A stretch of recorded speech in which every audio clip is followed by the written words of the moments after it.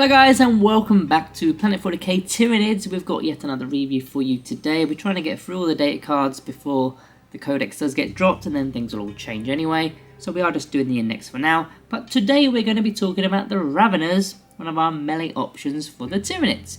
So we're going to go through that data card and give a Planet 40k rating at the end of this video. So let's get involved with the back of the data card, and we have got, well, let's go with the points cost to begin. 75 points for 3, 150 points for 6, because you can say either 3 or 6 standard.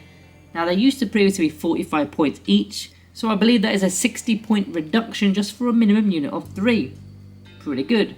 Now every model is equipped with the Ravener claws and talons, and you can switch out, no, it's not even a switch out, you can add one Thorakic, and you can add one bioweapon. I've given up on how to pronounce that. One bioweapon per Ravener. Now unfortunately we've lost all the weapon options that we used to have in 9th edition, and we've now got that one ranged attack. So let's flip this card over and let's be checking out the statistics to begin. We've lost a bit of movement. We're now only moving 10 inches instead of the 12. It's okay, I believe it's okay, and there's a few reasons which we'll go through later in this video. The toughness is still 5, we've still got a 4+ armor save. We've lost a wound. We used to have 4 wounds, we've now only got 3 apiece. Not sure how I feel about that one. I suppose we are cheaper at the end of the day, so losing a wound isn't the biggest deal. Leadership 8+ and objective control is 1. So yeah, most of those stats are pretty similar, just a little bit gutting about the wounds. Let's move into that ranged bioweapon. I'm not going to try and pronounce it because I'm struggling. The ranged weapon it's basically a combination of all the weapons that it used to have. I don't really rate it, but we'll get on with it anyway. So we've got a 12-inch range, not a lot, but this thing is, like I said, they're going pretty fast, and they want to get into melee anyway, so it's just a bit of a bonus. 3 attacks per Ravener. We are hitting on a 4+, not a 3+, whatever. Strength 4, no AP, 1 damage. What can you expect from that? Not too much, to be honest with you. Let's move on to the main weapon, which is the melee weapon with the Ravener claws and talons. So we've now got the twin linked ability, so we're re-rolling all our wound rolls, which is pretty good. Now we've got 7 attacks each. We used to only have 5 per model. We've now got 7.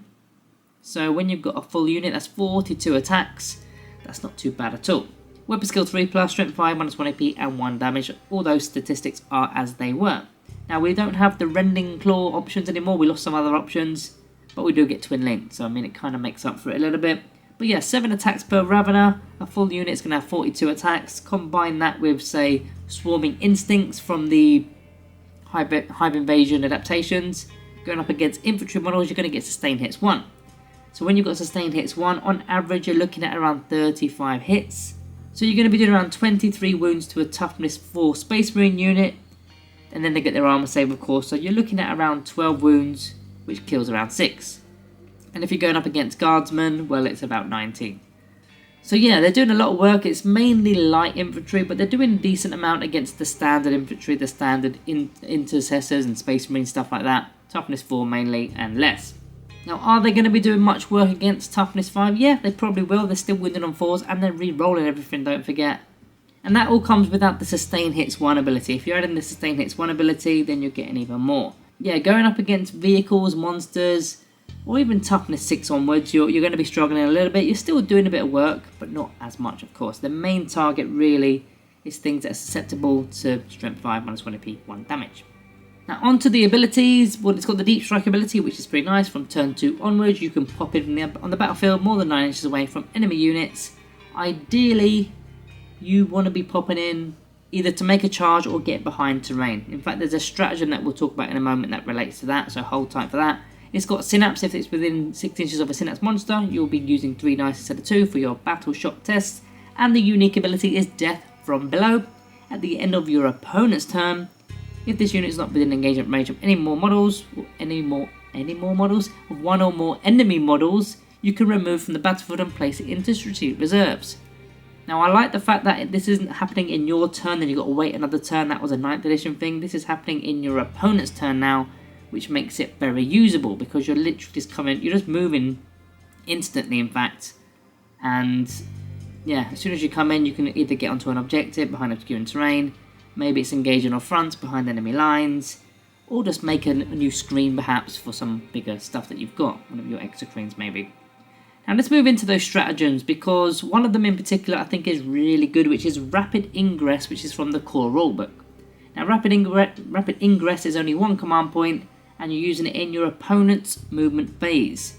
So one unit that is in reserves, which it would be because it's in Deep Strike reserves, you can arrive on the battlefield as if it was your reinforcement step in your movement phase.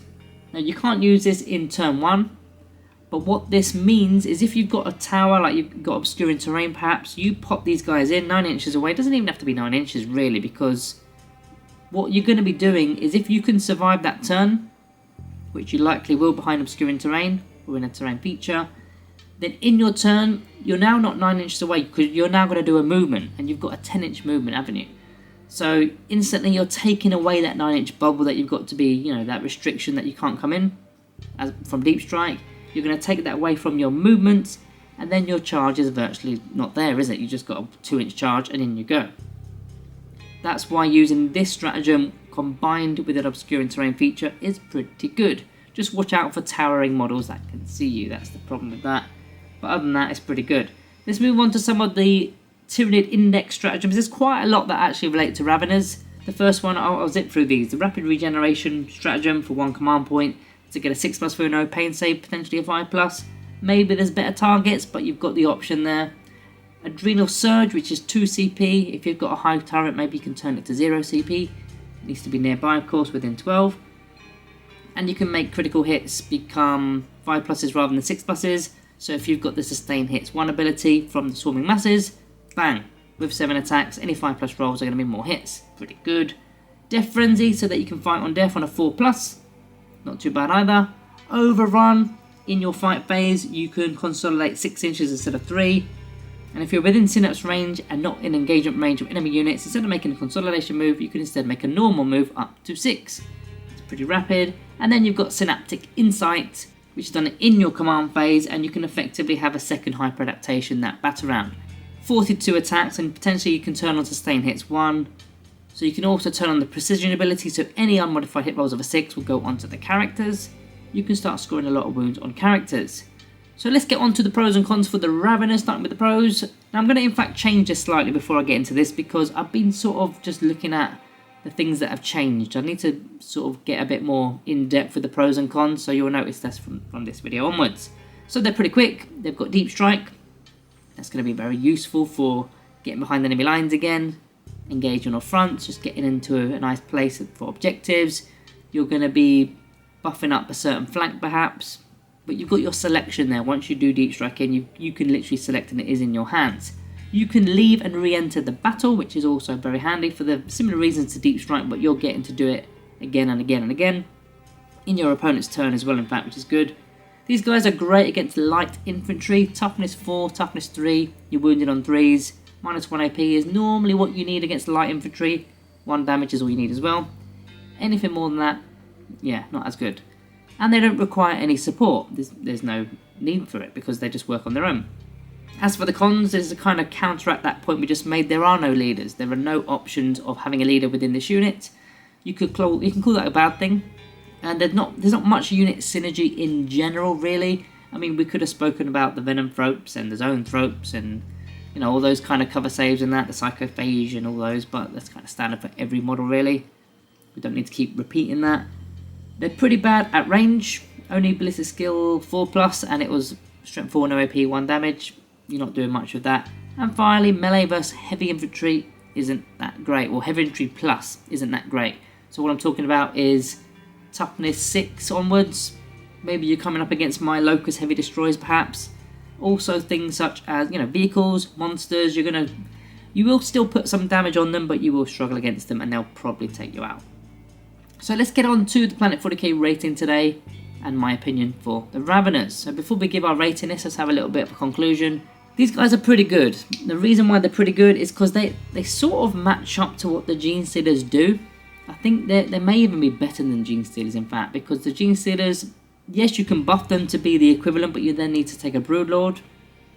Yes, they've got the Scout move, the Gene Stealers, but these guys have got Deep Strike, and they're moving all over the place. They're rapid, and there's a lot of attacks, but of course they've not got devastating wounds, which is what the Broodlord would provide. that's something that's a benefit to having a leader, I suppose. But they work on their own, and they're pretty cheap at doing so as well, and they can start scoring you victory points if you start playing them correctly. So I still think they're pretty good. I don't know about you guys, I don't know if you're using them or not, but you'll have to let me know. But for my Planet 40k rating today, I'm going to go with the Planet 40k rating of 4 stars. I still rate these guys, I think they're good. Again, they're on par with the Gene Stealers. I think they're slightly better than the Gene Stealers and the Von Lions, what they call, I keep getting this messed up. The Von Ryans Leapers, not Von Lions. The Von Ryans Leapers, they're sort of on par with those 3 units. But they're not monsters, of course, these are all infantry melee units. So guys, if you found this video of use, let me know down in the comments below what you would give them. And yeah, make sure you are liking the channel and all that good stuff. Guys, thank you all for watching. See you in the next one.